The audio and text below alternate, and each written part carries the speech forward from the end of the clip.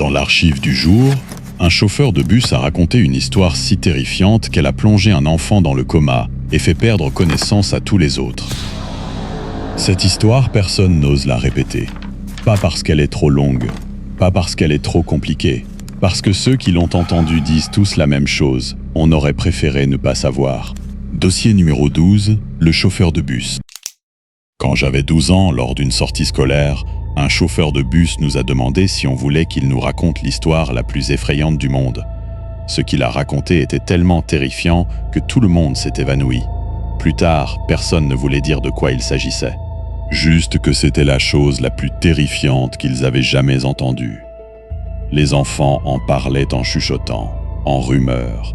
Mais personne ne voulait me la répéter, quoi que je supplie ou implore. J'étais le seul enfant dans le bus à porter des écouteurs et je n'avais donc pas entendu. J'avais un tout nouveau Walkman, oui, je suis vieux. Et pendant que tous les autres enfants se racontaient des histoires effrayantes, j'avais mis mes écouteurs. Je ne me souviens même plus où allait cette sortie scolaire, un musée des sciences, peut-être. En tout cas, c'était un long trajet pour une douzaine d'enfants.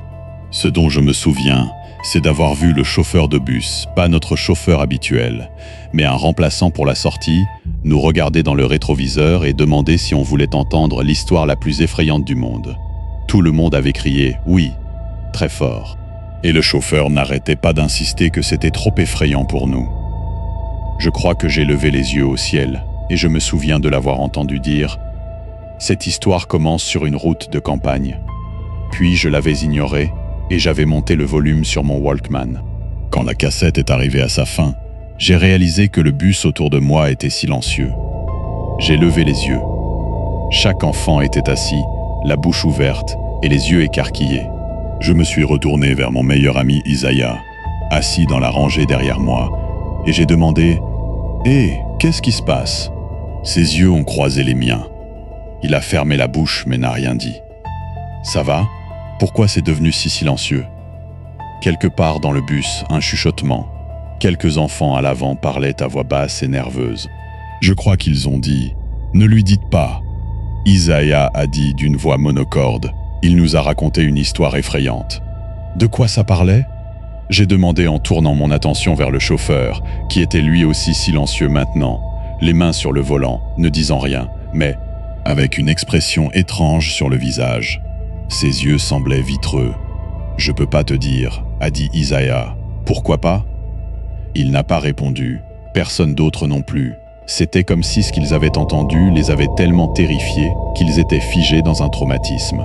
Simplement gelés là par cette expérience collective, partagée, horrifiante, que j'avais d'une façon ou d'une autre manqué.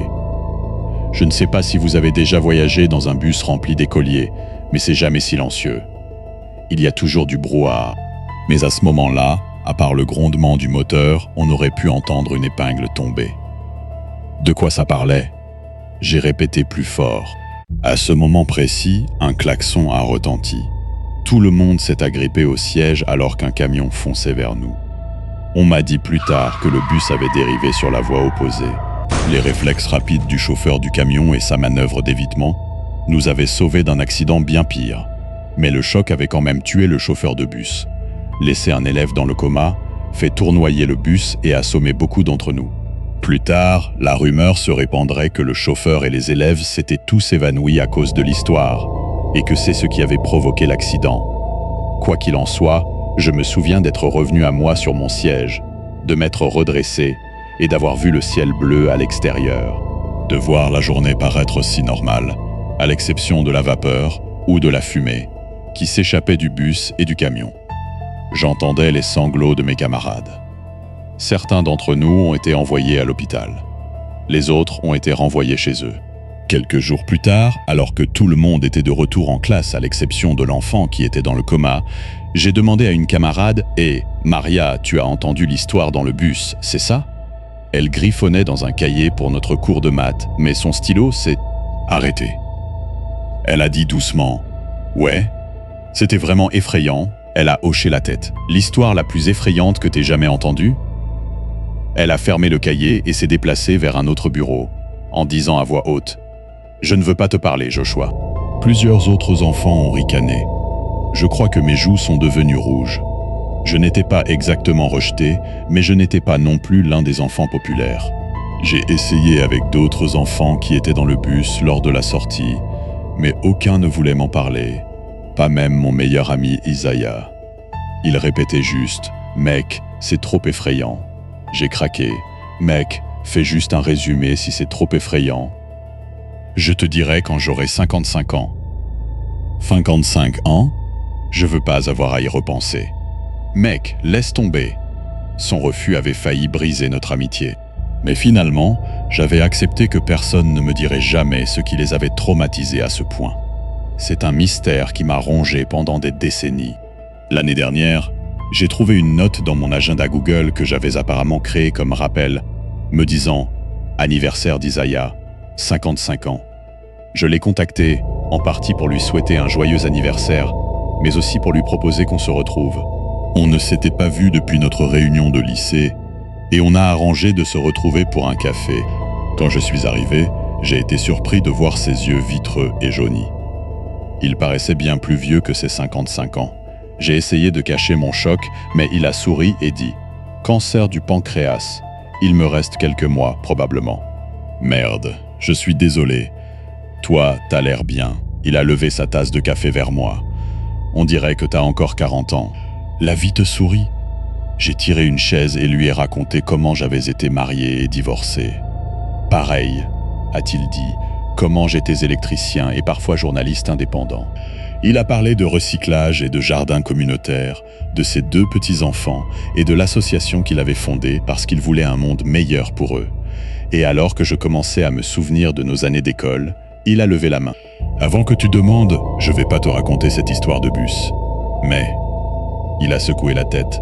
Il m'a dit que les élèves qui avaient entendu regrettaient tous, chacun d'entre eux, sans exception.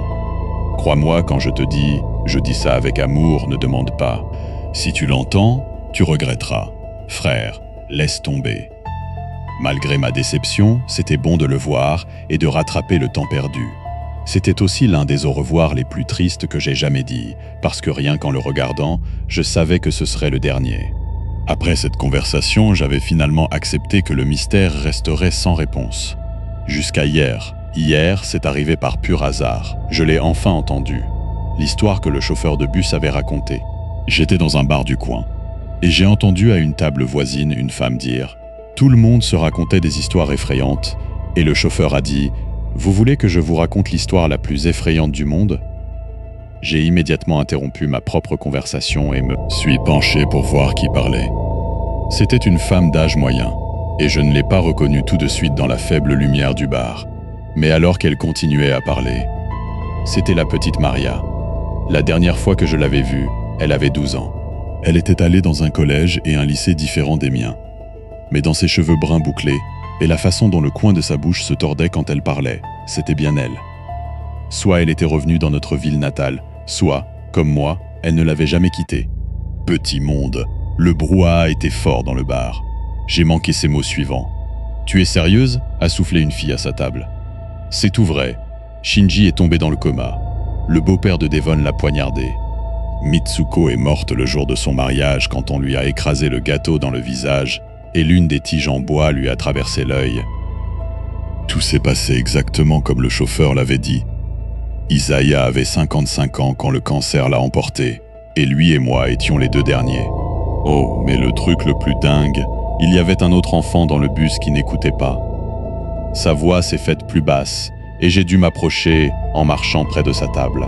Le chauffeur l'avait gardé pour la fin et avait dit « Joshua meurt 3 jours après avoir entendu cette histoire. » Et puis le camion a percuté le bus, exactement comme le chauffeur nous l'avait annoncé dès le début.